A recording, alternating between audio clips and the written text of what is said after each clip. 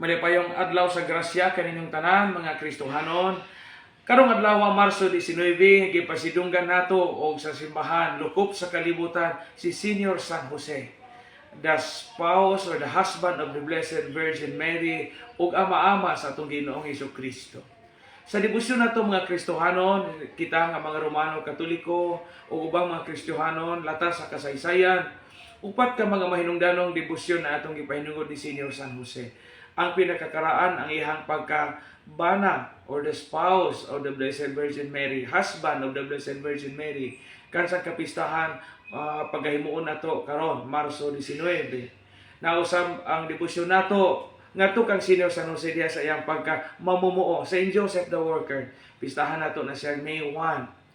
Napoy karaang debosyon ni San Jose, ngadto ni San Jose, Saint Joseph as the patron of happy death. Mao nga sa Cathedral sa Tagbilaran na dakong imahe ni San Jose, La Muerta de San Jose.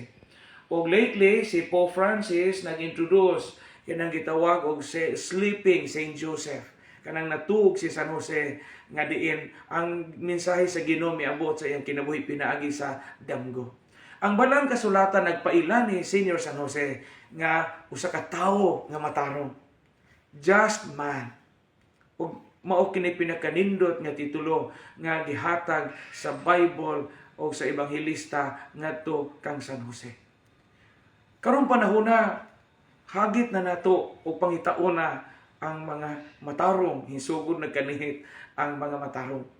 But si San Jose tawo nga matarong. Unsa man ang timailhan sa usa ka tawo nga matarong? Parehas ni San Jose.